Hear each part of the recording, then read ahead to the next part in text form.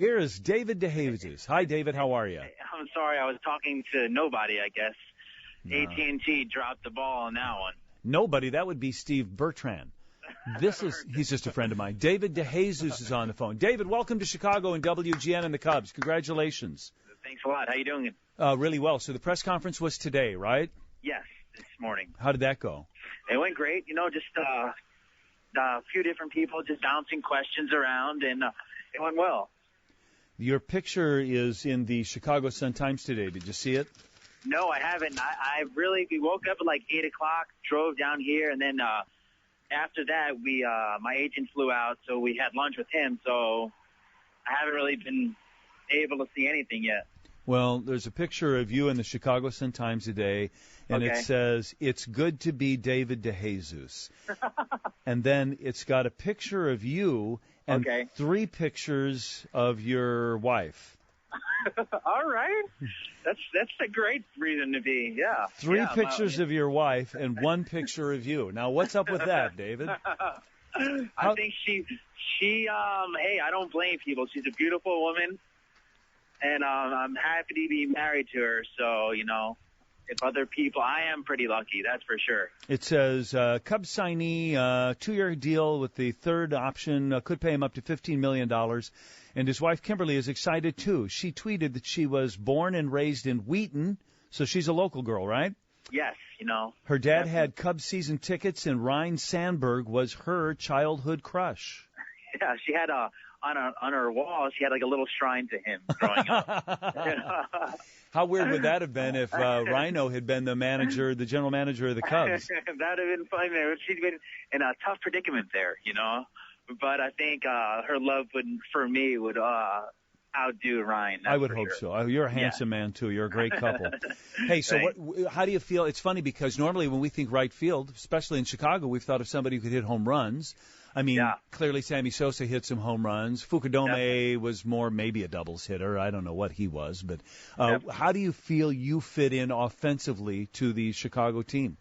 I feel like it's a good fit. I'm a type of guy that's gonna, work the count, try and get on base any way possible. And, I know we're gonna have some guys that can drive in runs behind me. So, my job is just to go out there, get on base, and score runs. And, that's fine with me. And if occasionally it goes over the wall, that's, I like trotting as well. Yeah, no kidding. Sure. Well, where do you see yourself hitting in the lineup then? Where would you like to be? Where do you think they could best use you? I would love to be a leadoff guy, top of the lineup type of guy. I feel that, that was my strength throughout my whole career, and I feel confident in that role. So, but it's going to be totally up to Dale. It's going to be great actually to, meet Jaramillo, Rudy, and just bounce ideas off him, and just use him because he's one of the best hitting coaches in all of baseball. What about your numbers? I mean, a friend of ours, Steve Hayward, said he's a 280-plus career hitter, but your numbers were south of that last year. What happened last year, and how are you going to improve this year? Oakland, it was just, a down year. It was one of those years that, I learned a lot from. I can take back and, see so many at-bats that I gave away. And, and it's, I think the most I'm going to learn is on the mental side of how to deal with failure.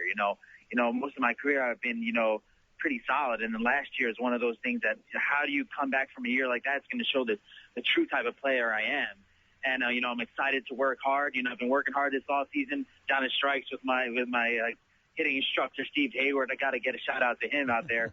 But, I'm putting in the time, and I'm not going to stop working for sure. That's the first shot he's got, David. Yeah, we've been Steve Hayward calls us about every 30 seconds, and he goes, "Did you hear about Jesus? Did you hear about Jesus?" And I said, "Yeah, he used to play for the Cubs." He goes, "No, David DeJesus, you idiot." Okay, so Hayward calls everybody he knows in the United States yesterday. He was so thrilled that you signed because you're his guy, right? Yeah. And so he says, "Hey, David is coming to hit tonight at 9 o'clock."